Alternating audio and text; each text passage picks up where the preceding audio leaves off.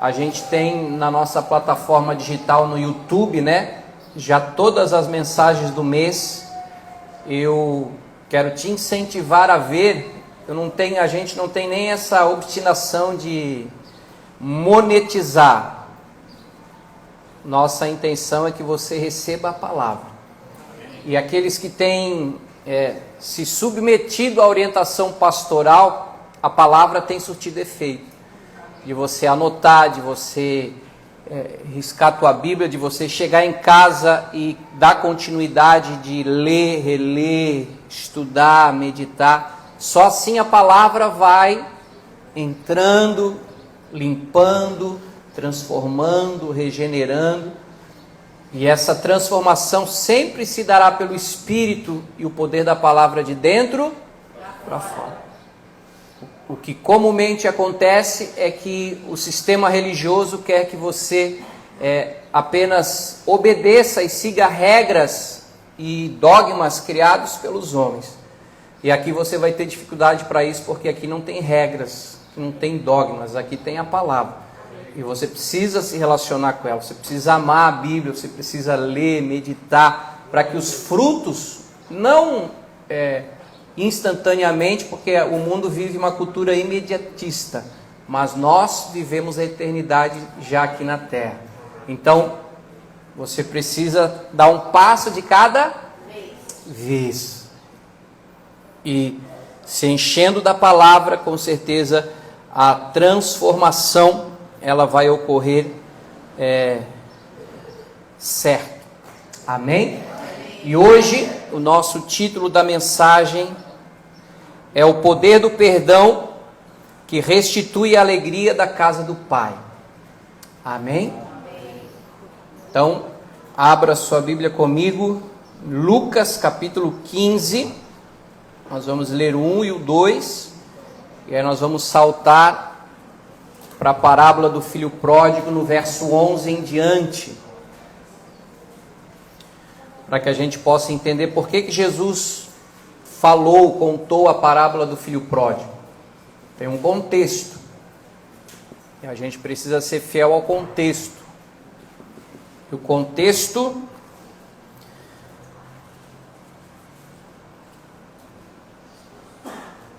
é que os fariseus estavam indignados com Jesus numa roda de churrasco, pagode na laje, com pessoas de má fama, com pecadores, com corruptos, com prostitutas.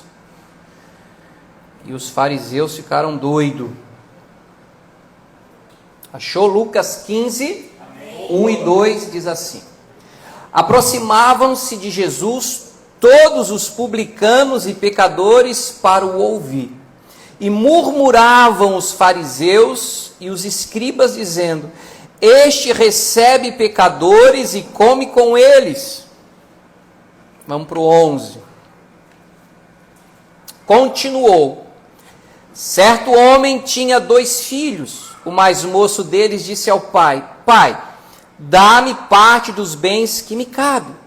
E ele lhes repartiu os haveres. Passados não muitos dias, o filho mais moço, ajuntando tudo que era seu, partiu para uma terra distante e lá dissipou, torrou, gastou todos os seus bens, vivendo dissolutamente.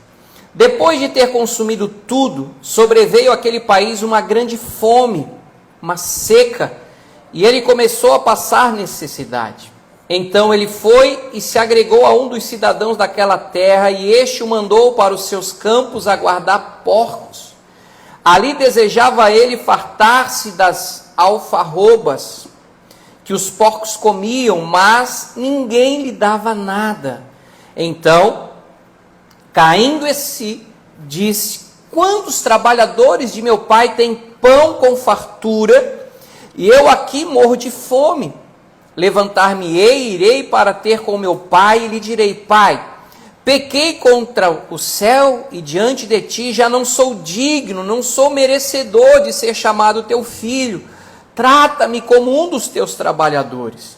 E levantando-se foi para o seu pai, e vinha ele ainda longe, quando seu pai o avistou, e compadecido dele, correu, o abraçou e o beijou.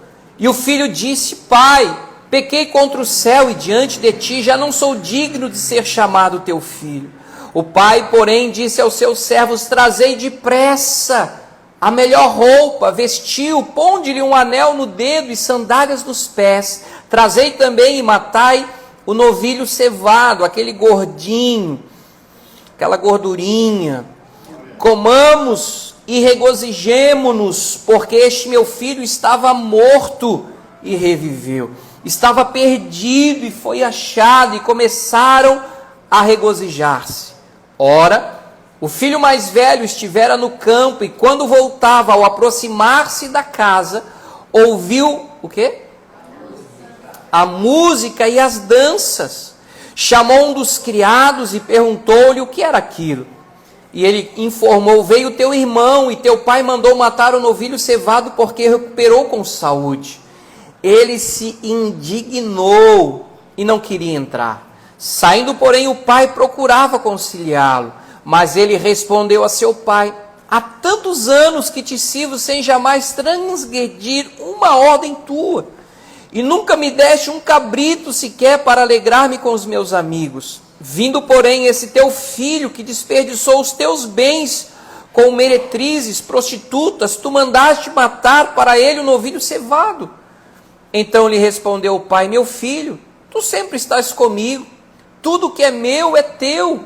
Entretanto, era preciso que nos regozijássemos e nos alegrássemos, porque esse teu irmão estava morto e reviveu, estava perdido e foi achado. Amém? Amém. Feche os teus olhos. Pai, em nome de Jesus, nós somos gratos por começar a nossa semana no melhor lugar que poderíamos estar nesse domingo, Pai.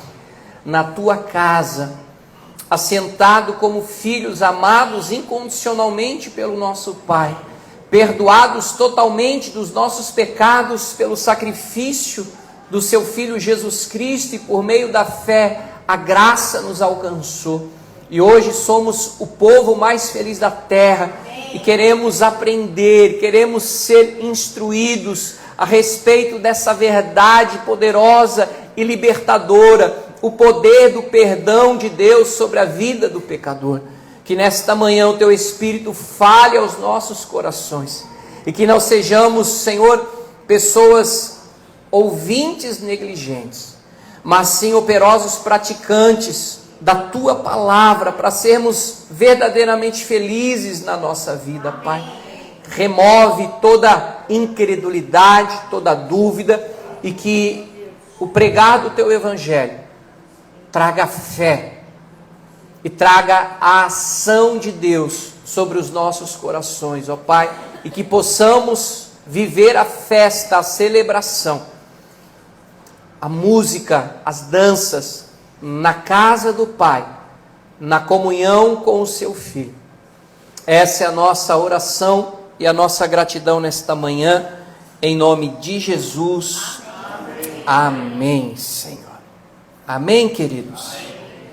Deus tem ministrado o nosso coração nesse mês de junho, onde o povo gosta de uma festa junina, aquele pinhão, o famoso crentão.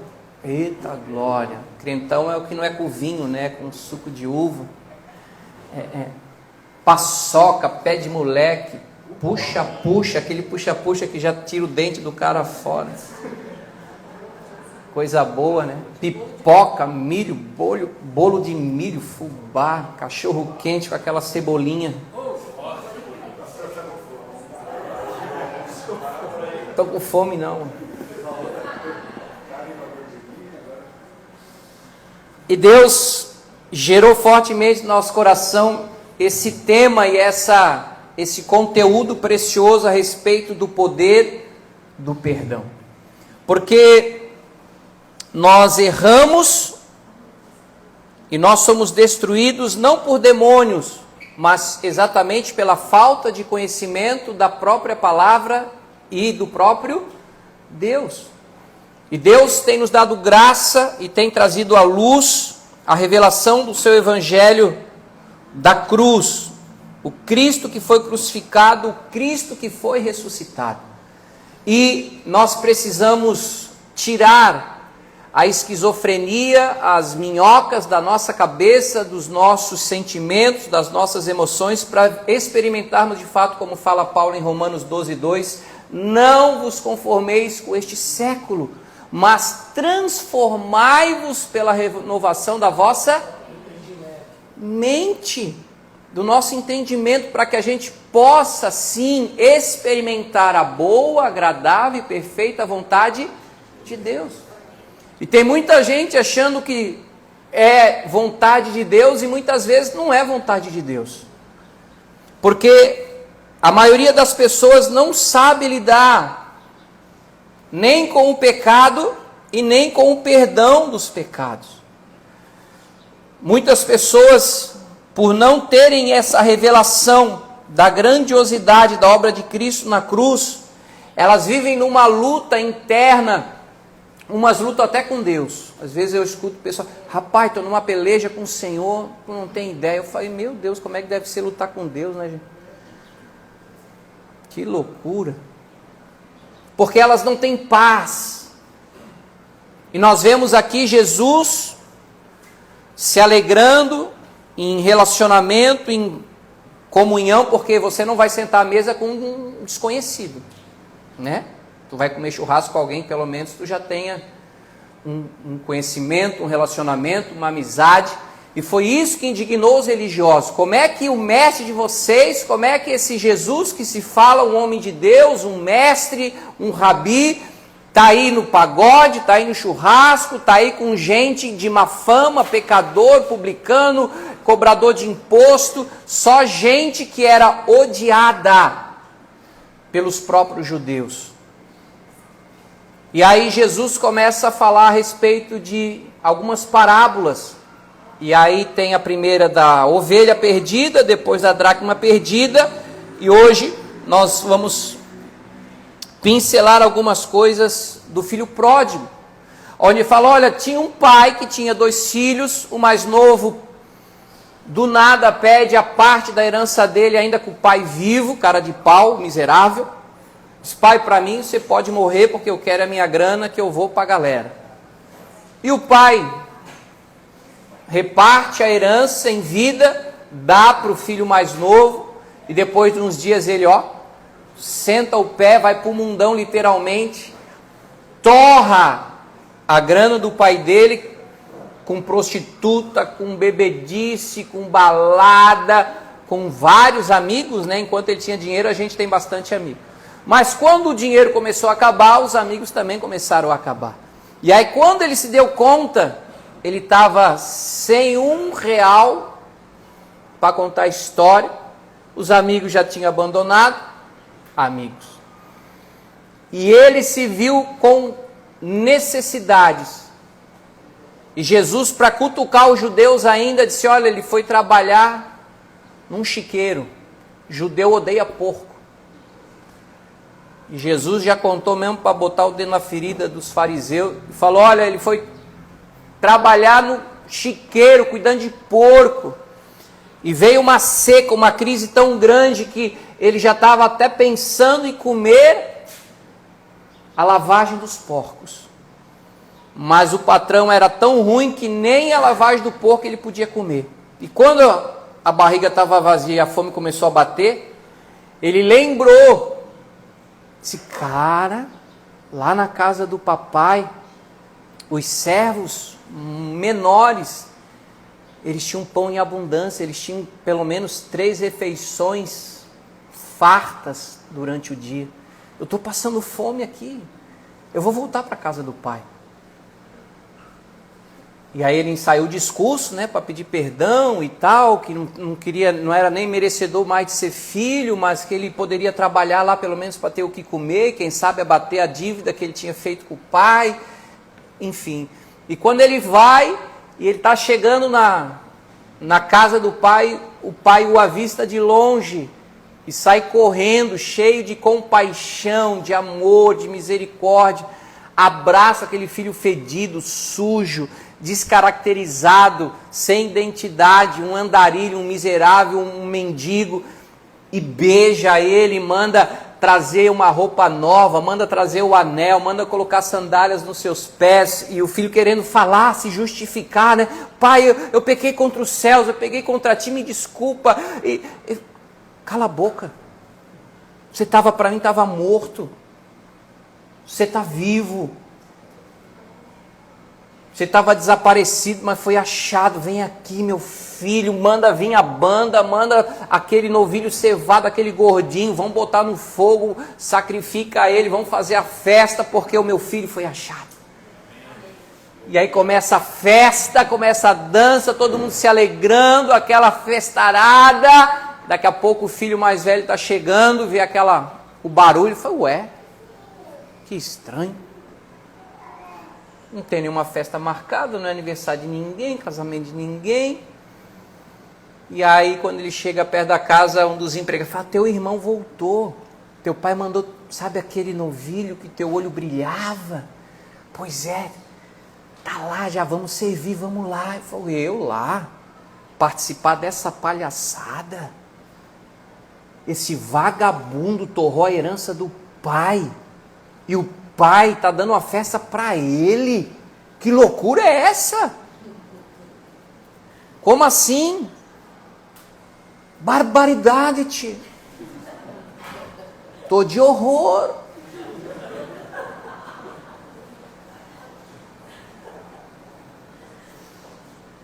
E aí ele não quis entrar na festa. O pai saiu da festa, foi lá para ver se acalmava o mais velho, se... Vamos, filho, teu irmão voltou. Eu falei, não, pai. Ele não merece essa festa. Ele não merece voltar para a tua casa. Eu não considero ele meu irmão. É um vagabundo, um pecador, um transgressor. E não entra, não compactua com a atitude do pai, nem com aquela celebração. E aí a história termina Jesus dizendo para os religiosos, este era o filho que havia se perdido, mas foi achado. E aqui ele não chega a complementar, mas nas outras duas, ele sempre, no final da parábola das ovelhas e da dracma, ele dizia assim, né? Um pecador que se arrepende, os anjos fazem festa no céu. Então, era exatamente a respeito do poder do perdão e da salvação que Jesus estava querendo que eles entendessem. E quantas pessoas que estão vivendo ainda nos dias de hoje com a mesma cultura e mentalidade dos religiosos daquela época e do filho mais velho daquele pai. Porque nós precisamos entender que não somos perdoados com base na nossa compreensão sobre o pecado, gente. Tem gente que acha que tem que se arrepender, tem que confessar o pecado, tem que pagar penitência, tem que fazer mais não sei o que para o pastor, para o padre, para o sacerdote, para depois ser absolvido.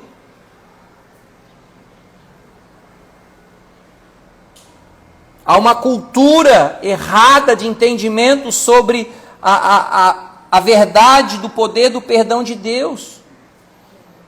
Mas a verdade da revelação e da grandeza do perdão de Deus, ela é baseada na graça que proveu a salvação e o perdão perfeito através do seu Filho Jesus Cristo.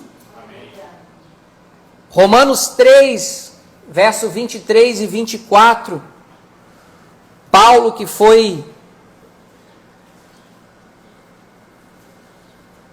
um homem de muita intimidade com o Senhor e recebeu a revelação a respeito da mensagem da graça e de Cristo, ele diz aqui, pois todos pecaram e carecem da glória de Deus, sendo justificados gratuitamente por sua graça, mediante a redenção que há em Cristo Jesus.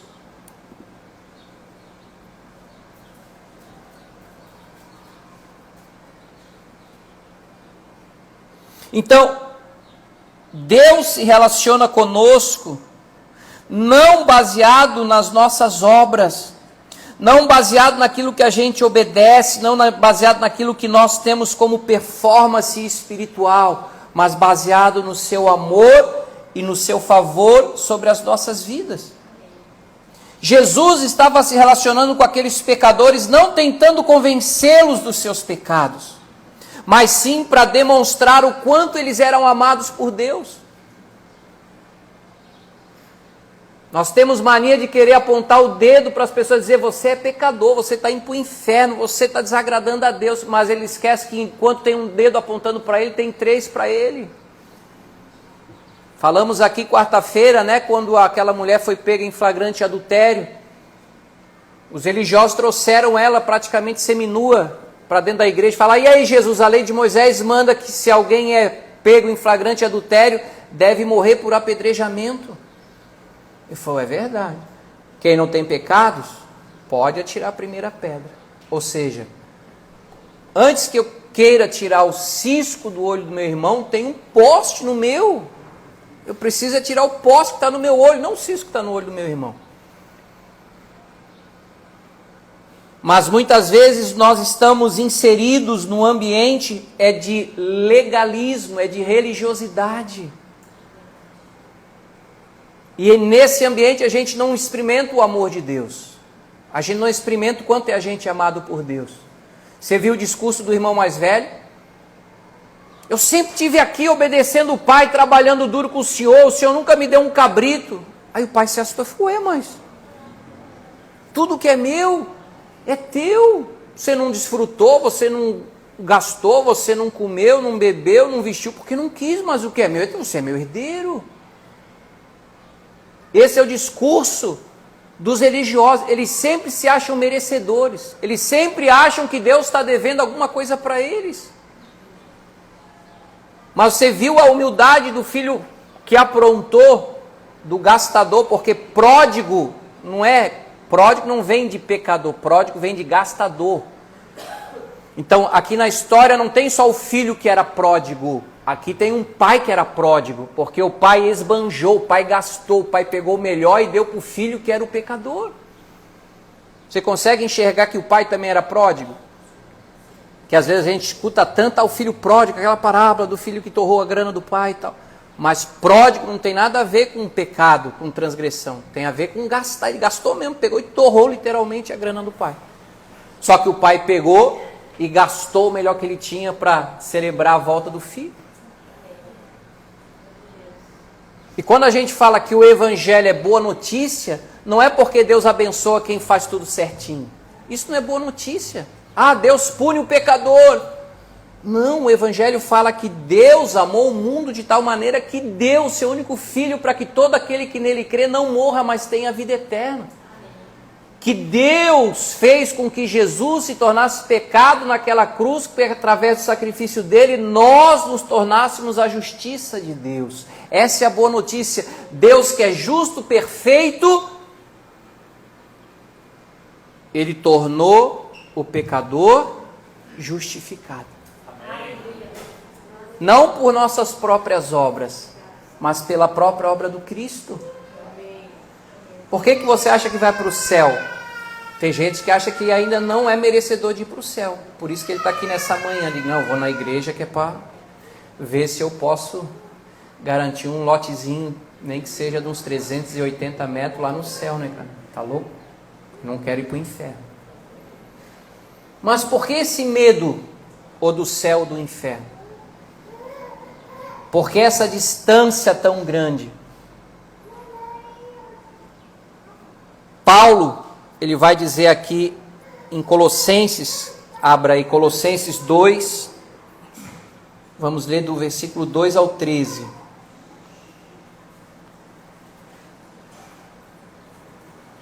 Colossenses capítulo 2, versículo 2 ao 13. Acharam? Para que o coração deles seja confortado e vinculado juntamente em amor, e eles tenham toda a riqueza da forte convicção do entendimento para compreenderem plenamente o mistério de Deus. Qual é o mistério de Deus? Cristo, em quem todos os tesouros da sabedoria e do conhecimento estão ocultos. Assim digo, para que ninguém vos engane com raciocínios falazes, pois embora ausente quanto ao corpo, contudo em espírito estou convosco, alegrando-me e verificando a vossa boa ordem e a firmeza da vossa fé em Cristo. Ora, como recebestes Cristo Jesus o Senhor, assim andai nele. Nele, radicados e edificados e confirmados na fé, tal como fostes instruídos, crescendo em quê? Em ações de graças. Cuidado que ninguém vos venha enredar com uma sua filosofia e vãs sutilezas conforme a tradição de quem? Dos homens, conforme os rudimentos do mundo e não segundo Cristo, porquanto nele, em Cristo, habita corporalmente toda a plenitude da divindade. Também nele, em Cristo, estáis aperfeiçoados.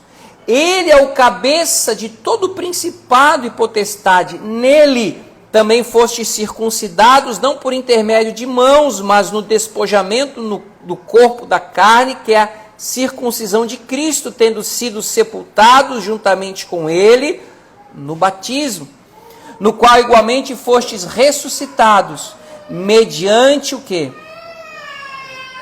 A fé no poder de Deus, que o ressuscitou dentre os mortos. E a vós outros que estáveis mortos pelas vossas transgressões e pela incircuncisão da vossa carne, vos deu vida juntamente com ele, perdoando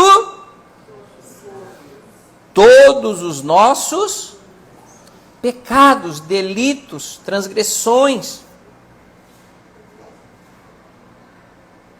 Então as pessoas não conseguem compreender essa verdade, por quê? Porque não tiveram a revelação do Espírito de Deus sobre Cristo. Quando a revelação de quem é Cristo, ela se dá no teu espírito, você passa a entender com clareza quem é Cristo e quem você é nele. Em Cristo, nós já estamos completamente perdoados. Está vendo como você tem dificuldade para crer nisso?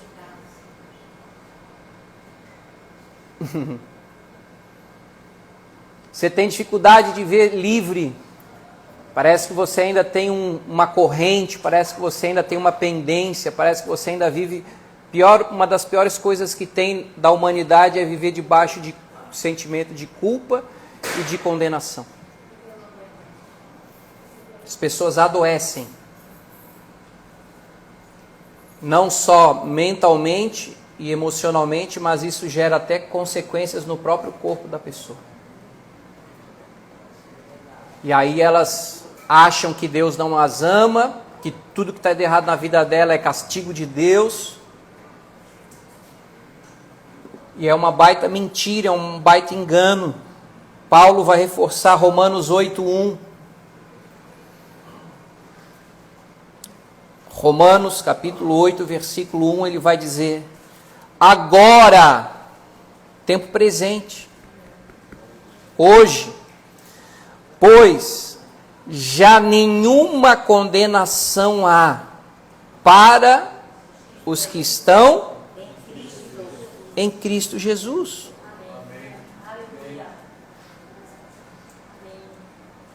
Sabe o que é nenhuma? Nothing. Nothing? Nada? ¿Compreendes que hablo contigo, muchacho? Saber que você é totalmente perdoado não significa que você vai ignorar os seus pecados e vai se lambuzar no quinto dos infernos, mas significa que você foca e se firma na revelação da grandiosidade do perdão recebido por Deus.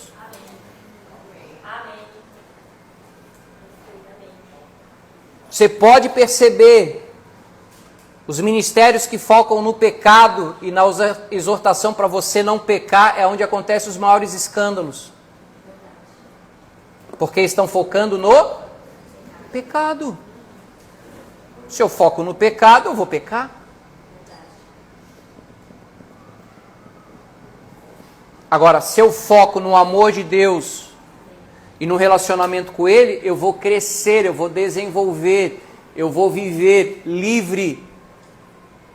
E eu vou vencer as tentações. Não porque eu estou lutando contra ela, mas porque eu sou filho, eu não preciso disso.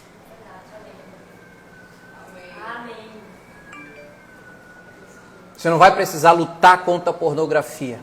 Você não vai precisar lutar contra a masturbação. Você não vai precisar lutar contra a corrupção. Você não vai precisar lutar contra a tua natureza terrena de descendência de Adão. Porque nós nascemos de novo, eu compreendo que eu sou filho, eu nasci de novo, as coisas antigas já se passaram e tudo se fez novo. Eu posso dizer não. Não vou lutar contra o pecado, porque eu já fui mortificado, a minha carne foi para a cruz, já me batizei, eu nasci de novo. E essa nova vida que eu tenho agora, eu vivo pela fé. Eu não preciso, eu tenho que lutar. Cristo já lutou, já triunfou e já venceu. Eu vou viver em paz, eu vou viver alegre. Às vezes eu jogar bola com meus amigos gaúchos, eu falo para eles, hoje vai ter churrasconha. Eles comem, e olha que gaúcho gosta de carne, mas aqueles gostam mais de maconha do que de carne. Eu fico chapado por tabela. Cada um tem um, eles brigam, pô, não vai me dar uma bolinha do teu, toma, tu tá com o teu aí, pô, não, mas pô, não seja fominha e tal. E eu sentadinho, tomando meu Gatorade e comendo a minha carninha, não sou tolo, né? E aí, pastor, pode crer. Só é nóis. Aí os olhinhos dele vai baixando. E eu na carninha, né? E tá, tu não vai botar esse queijinho? Pá, mas quer queijinho também? Pô, mas tá aí, foi comprado, vou botar o queijo nesse fogo aí, tá, vamos comer o queijinho. Vai levar para casa o queijinho, bota no fogo aí, gaúcho. Pastor. Eu estou lá no meio deles. É tudo pecador. Tá, mãe, o que me faz melhor do que eles? Deus ama mais a minha vida do que eles? Não, Deus ama a gente igual. Só que a diferença é que eu já fui alcançado por esse amor. Eles daqui a pouco vão descobrir que eles também são amados. Não vou precisar viver debaixo de culpa, de condenação. E é isso que Deus falou quando disse, eu não vou tirar vocês do mundo, mas vocês vão brilhar a minha luz nesse mundo em trevas. Você está lá para fazer a diferença. Quando ele fala para ser sal, é no sentido de gerar sede neles, dizer, cara, mas ele está sempre ali, com paz, ele está sempre alegre, está sempre com fé, o cara não desiste, o cara não abre mão. Isso vai gerando sede neles, isso vai gerando, cara, eu quero ter essa, eu quero conhecer esse Deus, eu quero conhecer esse Jesus, eu quero ter essa fé que os caras têm. Essa é a diferença. A palavra misericórdia do grego é eleus, e no grego é recede. Vai aprendendo aí já o hebraico. E recede vem do mesmo significado de amor, de bondade, de graça. E a gente tem aprendido o que é misericórdia. O que é misericórdia, Adriano? Aquela graça que não merecemos. Isso é graça. O que é misericórdia, Andressa? Muito bem. Essa paulista aí é cabeçuda. Literalmente, da descendência de Golias. Só que ela se converteu na linhagem dela.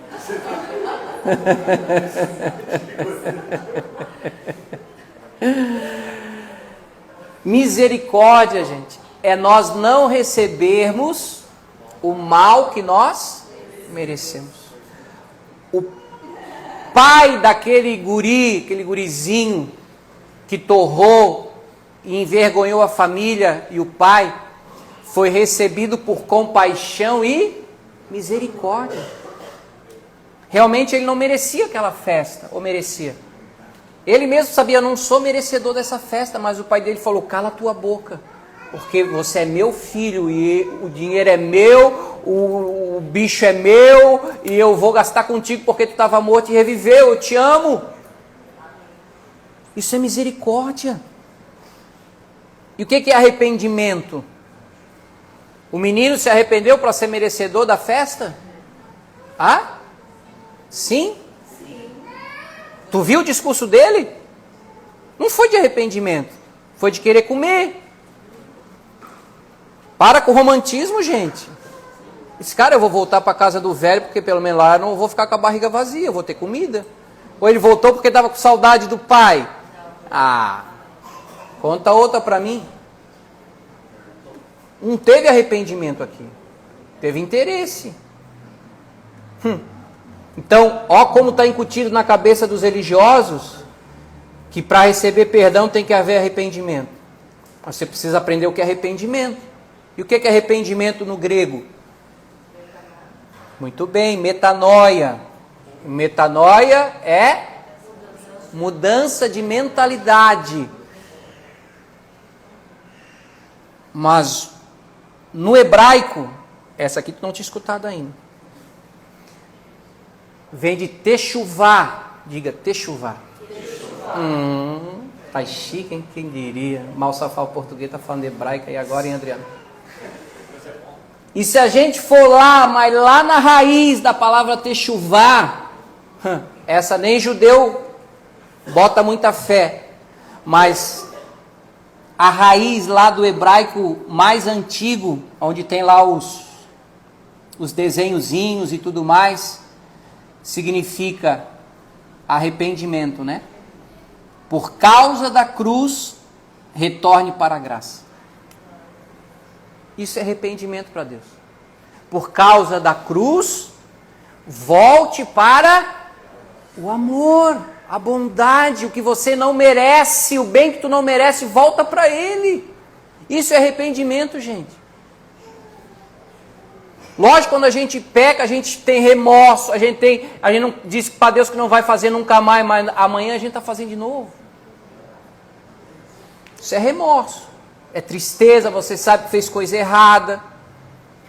Mas a partir do momento que eu começo a voltar para a cruz e para a graça de Jesus, vai chegar uma hora que eu não vou querer mais estar lá no pecado. Eu vou querer ficar aqui nesse amor, nessa festa. Deixa eu com a minha heresia aqui. Imagina se o pai dissesse, filho, tu quer mais uma grana, quer voltar para o mundão? Eu tenho certeza que eles filhos, não, pai, obrigado. Eu quero permanecer na casa do pai. Na casa do pai tem pão, na casa do pai tem festa, na casa do pai tem alegria, na casa do pai tem veste, na casa do pai tem identidade, na casa do pai tem tudo que eu preciso. Você está entendendo? É por isso que Deus ministrou meu coração que essa manhã Deus quer liberar esse poder do perdão para que você volte para a casa do Pai, volte para um tempo de alegria. E isso é tão poderoso, gente, porque aquele novilho cevado aponta para Jesus, aquele filho pródigo aponta para nós. O coitado do novilho tinha alguma coisa a ver com o erro e as lambanças do filho gastador? Tinha nada. Mas quem que morreu? Foi o filho mais novo ou foi o novilho? Foi o novilho. Quem pecou não fomos nós, mas quem que morreu pelos nossos pecados? Jesus. João Batista, quando o viu lá na beira do Rio Jordão, disse: eis o Cordeiro de Deus que tira o pecado do mundo e que nos traz a paz. Aquela festa foi uma festa de arromba porque o novilho estava pronto para ir para o sacrifício. Por isso que Jesus disse na cruz, lá em João 19:30, está consumado, está pronto, está feito, eu estou pagando a dívida de vocês. Só que antes de falar está consumado, olha o que Jesus falou em Mateus 27, 46. 27, 46.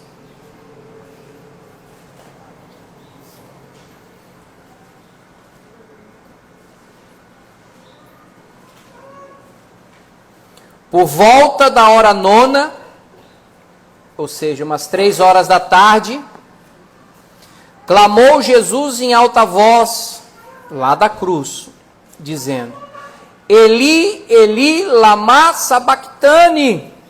Não é falando em línguas, tá, gente? Pessoal, tem gente que... Jesus estava falando em línguas. O que quer dizer, Deus meu, por que me desamparaste?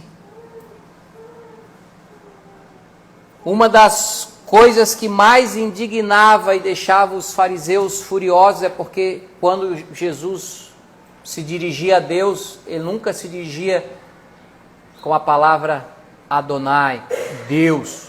Sempre era Abba. E os religiosos, quando faziam suas orações, era sempre: "Oh, grandioso, maravilhoso, poderoso, inestimável, Deus de Abraão, Isaac e Jacó." Era mais nessa pegada. Aí Jesus dizia: "Meu paizinho, obrigado porque tu me ouves. Obrigado, Senhor, por esses 5 pãezinhos, 2 peixinhos que vai alimentar essa multidão que está aqui na minha frente. Obrigado, paizinho." Era sempre Abba. A única vez que Jesus não chamou o Senhor de Pai foi na cruz. Lá ele foi separado de Deus por causa dos nossos pecados. Mas pelo seu perdão e a sua justificação por meio de seu sangue e do seu sacrifício foram suficientes para que hoje nós nos tornássemos seus filhos. E hoje nós podemos ter intimidade e chamar Deus de Pai. Lembra quando Jesus ensinou a orar ao povo? Mateus 6. Quando orares, orareis assim: Pai nosso que está nos céus. Como é que você chama Deus quando você ora a Ele? De Pai? Se não era de pai, comece a chamar Deus de pai, porque Ele é o teu pai. Pastor, eu tenho problema com paternidade. Deus vai te restaurar. Se o teu pai biológico, o pai que te adotou, que te criou, te deixou alguns traumas e frustrações, seja bem-vindo ao planeta Terra. Relacionamento familiar e ser humano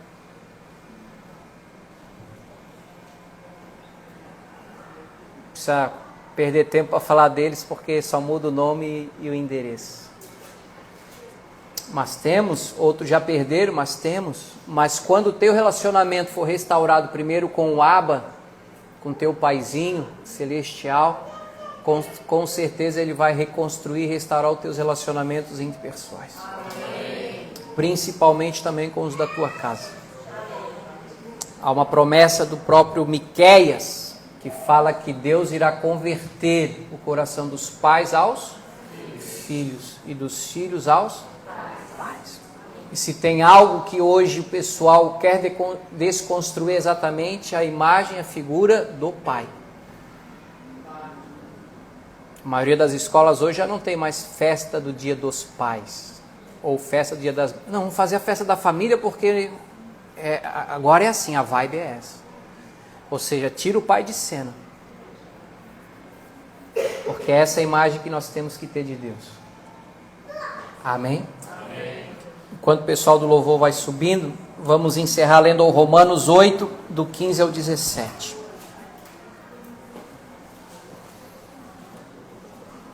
Olha o que Paulo vai dizer. Romanos 8, 15 ao 17. Porque não recebestes o espírito de escravidão, para viverdes outra vez atemorizados, ou seja, com medo, mas recebestes o Espírito de adoção, baseados no qual clamamos, Abba, Pai. O próprio Espírito, essa palavra Abba do original do aramaico, você não encontra em nenhum texto, nenhuma história do Antigo Testamento. Mas o Espírito de Deus fez questão de trazer no Novo Testamento, na Nova Aliança, na dispensação e na época da graça e do amor do Pai por nossas vidas. O próprio Espírito de Deus testifica com o nosso espírito que somos filhos de Deus. Ora, se somos filhos, somos também herdeiros.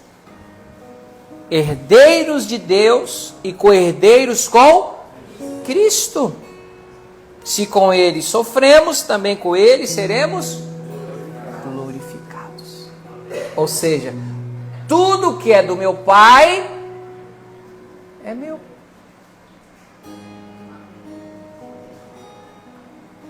Então para de olhar no espelho e se sentir o cocô do cavalo do bandido. Você é filho amado incondicionalmente pelo Pai. Quem é pai aqui como eu, você tem um amor incondicional pelos teus filhos. Às vezes dá vontade de comer eles assim, né? Dá vontade sim. Se tu não tem algum problema. Mas daí passa, porque o amor é maior. O amor é maior.